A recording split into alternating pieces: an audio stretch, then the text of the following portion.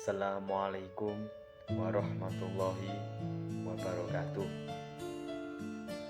Alhamdulillah, alhamdulillahirabbil alamin. Assalatu wassalamu ala asyrafil anbiya'i wal mursalin.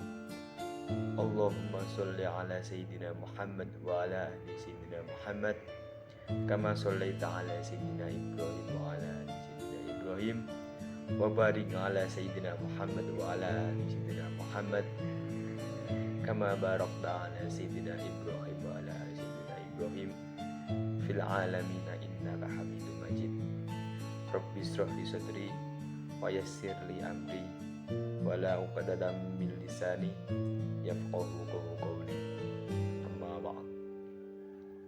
Kepada Bapak Ahmad Muhammad Musta'in Asoha selaku dosen mata kuliah Pancasila yang saya hormati, serta sahabat semua yang saya cintai dan banggakan.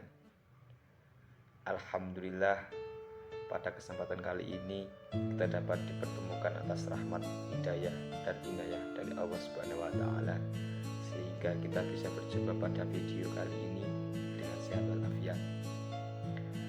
Sholawat serta salam tak lupa kita curahkan kepada baginda Nabi Agung Muhammad Sallallahu Alaihi Wasallam yang kita nanti syafaatnya di yaumul qiyamah nanti. Amin. Ali Syahbana dalam tulisannya mengatakan bahwa ketika melihat sejarah, Pancasila tidak hanya dirumuskan oleh tokoh nasional saja. Ada tokoh ulama yang ikut serta dalam proses penyusunan dasar negara tersebut, seperti tokoh ulama Kiai Haji Wahid Hasyim Asy'ari dari kalangan NU maupun ulama lain dari kalangan Muhammadiyah. Kehadiran para tokoh ulama tersebut tentunya mewarnai dan berdampak pada rumusan Pancasila yang islami, yaitu Pancasila yang menanamkan kerahmatan lil alamin, ajaran Islam, bukan Pancasila yang jauh dari dan sepi dari nilai-nilai keislaman. Sila pertama, ketuhanan yang Maha Esa. Banyak kalangan yang menghendaki agama mayoritas Islam menjadi dasar negara, tetapi hal itu ditentang oleh kelompok lain yang menilai bahwa ada hak-hak pemeluk agama lain yang minoritas. Sangat penting untuk mengakui bahwa ada kelompok minoritas dari kewarganegaraan sehingga tidak terjadi diskriminasi. Sila pertama ini ditetapkan sebagai alternatif dari pembentukan Islam. Sila pertama ini menjamin hak-hak pemeluk agama lain sejauh agama yang diakui oleh negara. Membangun Indonesia merdeka bukan berdasar atas kesamaan keagamaan, tetapi berdasar atas ketuhanan yang Maha Esa yang menganugerahi bangsa Indonesia dengan kemerdekaan. Sila pertama ini memang diakui secara langsung maupun tidak langsung adalah cerminan dari ajaran Islam. Tuhan dalam agama Islam adalah Esa. Ketuhanan yang Maha Esa mengandung arti bahwa meskipun Indonesia bukan negara agama, tetapi agama merupakan nilai luhur yang dijunjung tinggi dalam penyelenggaraan negara. Penduduk yang beragama tentu memiliki ajaran luhur yang menjadikan pemeluknya selalu berada dalam kebaikan dan kebenaran selama mengikuti ajaran agamanya.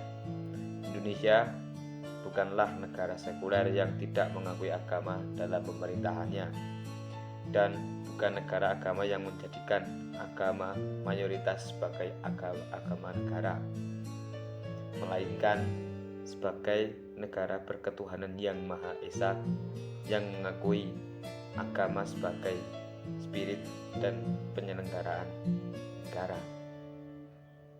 Soekarno menegaskan bahwa kemerdekaan yang dimiliki oleh Indonesia ini adalah berkah dari rahmat Tuhan. Maka dari itu, prinsip ketuhanan tak bisa lepas dari dasar negara Indonesia. Terlepas dari itu semua, Hamka Haq, penulis sejarah, juga menerangkan dalam bukunya bahwa Soekarno tidak bermaksud menyepelekan urut-urutan dengan menyampaikan sila ketuhanan pada sila terakhir. Bila melihat penempatan sila ketuhanan ini dari sisi kacamata filsafat, Bung Karno memandang bahwa ketuhanan merupakan final cause atau ultimate cause yang menjadikan Tuhan merupakan tujuan akhir dari pengamalan dan pengabdian manusia di dunia. Mengagungkan Tuhan tidaklah harus menempatkan atau menyebutkan namanya di awal kalimat. Dalam ideologi Islam, menyebut nama Tuhan baik awal maupun di akhir tidaklah masalah baginya, karena semua arah dan tempat adalah miliknya. Sebagaimana bunyi firman-Nya, Dialah yang awal dan akhir, yang zahir dan yang batin, dan Dia Maha mengetahui segala sesuatu. Quran Surat Al-Hadid 57 ayat 3. Sila kedua Pancasila, kemanusiaan yang adil dan beradab. Sila kedua dari Pancasila ini menunjukkan bahwa Indonesia menghargai, menghormati hak-hak yang melekat dalam diri pribadi manusia tanpa terkecuali. Jika hubungan manusia dengan Tuhannya ditunjukkan pada sila pertama, maka hubungan sesama manusia ditunjukkan pada sila kedua. Konsep hablum minan nas, hubungan sesama manusia, dalam bentuk saling menghargai sesama manusia sebagai makhluk ciptaan Tuhan yang beradab. Maka tidak ada perbedaan dalam hak dan kewajiban sebagai sesama manusia ciptaan Tuhan. Artinya, tidak boleh ada diskriminasi antar umat manusia. Berperilaku adil dalam segala hal merupakan prinsip kemanusiaan yang terdapat dalam sila kedua Pancasila. Seperti prinsip ini terlihat dalam ayat Al-Quran Al-Ma'idah ayat 8.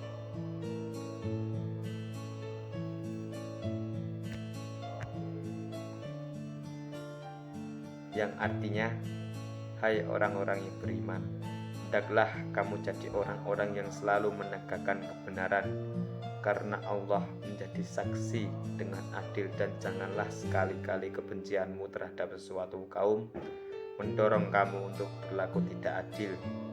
Berlaku adillah, karena adil itu lebih dekat kepada takwa, dan bertakwalah kepada Allah. Sungguhnya Allah mengetahui apa yang kamu kerjakan. Quran Surat Al-Ma'idah ayat 8. Sila ketiga, Persatuan Indonesia. Persatuan Indonesia bukanlah dalam arti sempit saja, tetapi dalam arti luas, bahwa seluruh penduduk Indonesia diikat oleh suatu kesatuan geografis sebagai negara Indonesia. Adapun konsep persatuan dalam bingkai ajaran Islam meliputi ukhuwah Islamiyah, persatuan sesama muslim, dan juga ukhuwah ihsaniyah, persatuan sebagai sesama umat manusia. Kedua konsep tersebut hendaknya berjalan beriringan agar tercipta masyarakat yang harmonis dan jauh dari berpecah belahan dan pertikaian karena perbedaan agama, suku, ras. Islam selalu menganjurkan pentingnya persatuan sebagaimana tercantum dalam Al-Quran, yang artinya, dan berpeganglah kamu semuanya pada tali agama Allah, dan janganlah kamu bercerai-berai, dan ingatlah akan nikmat Allah kepadamu ketika kamu dahulu masa jahiliyah bermusuh-musuhan, maka Allah mempersatukan hatimu, lalu menjadikan kamu karena nikmat Allah orang-orang yang bersaudara, dan kamu telah berada di tepi jurang neraka, lalu Allah menyelamatkan kamu daripadanya. Demikian Allah menerangkan ayat-ayatnya kepadamu agar kamu mendapatkan petunjuk. Quran Surat Ali Imran ayat 3. Sila keempat, kerakyatan yang dipimpin oleh hikmat kebijaksanaan dalam permusyawaratan dan perwakilan. Sila keempat Pancasila yang menekankan pentingnya kehidupan yang dilandasi oleh musyawarah memang selaras dengan nilai luhur dalam ajaran Islam. Sikap bijak dalam menyelesaikan suatu masalah adalah dengan bermusyawarah. musyawarah merupakan jalan terbaik dalam mencari solusi di mana masing-masing pihak terdiri sama tinggi tanpa ada perbedaan. Hasil dari musyawarah pun merupakan kesepakatan bersama yang harus dijalankan dengan sepenuh keikhlasan.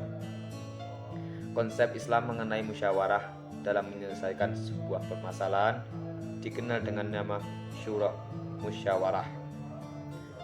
Konsep ini tercermin dalam beberapa surat dalam Al-Quran yang salah satunya dalam surat Ali Imran ayat 159 yang artinya, maka disebabkan rahmat dari Allah lah kamu berlaku lemah lembut terhadap mereka. Sekiranya kamu bersikap keras lagi berhati kasar, tentulah mereka menjauhkan diri dari sekelilingmu.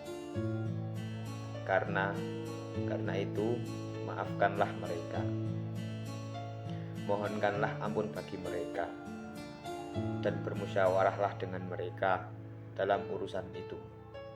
Kemudian apabila kamu telah membuatkan tekad, maka bertakwalah kepada Allah. Sesungguhnya Allah menyukai orang-orang yang bertakwa dan bertawakal kepadanya. Sila kelima, keadilan bagi seluruh rakyat Indonesia. Dalam setiap sila Pancasila ternyata mengandung nilai-nilai keislaman, sebagaimana sila kelima yang mengisyaratkan adanya keadilan dalam proses penyelenggaraan negara. Keadilan yang dapat dirasakan oleh seluruh rakyat Indonesia tanpa terkecuali oleh adanya perbedaan agama, ras, dan sebagainya. Ajaran Islam memuat berbagai konsep mengenai keadilan, baik adil terhadap diri sendiri maupun orang lain.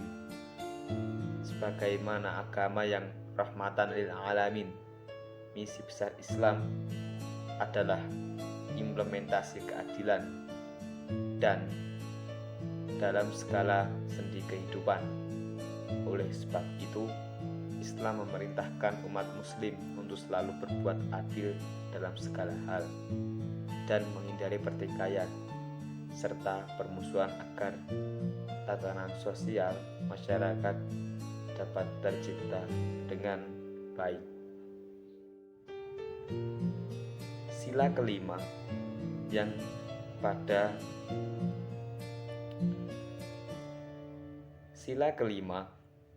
yang menekankan pada keadilan sosial sejatinya merupakan cerminan dari konsep Islam mengenai keadilan.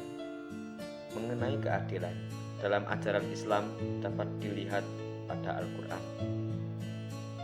Sesungguhnya Allah menyuruh kamu berlaku adil dan berbuat kebajikan, memberi kepada kaum kerabat, dan Allah melarang dari perbuatan keji, kemungkaran, dan permusuhan.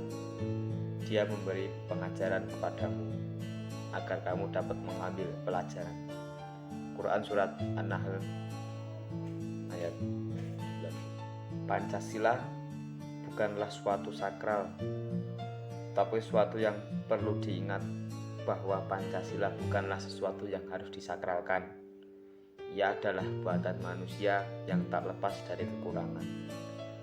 Pensakralan dan penyalah-tafsiran yang terjadi selama ini akibat keegoan masing-masing penguasa dalam usaha untuk menyelenggarakan kekuasaannya di bumi pertiwi.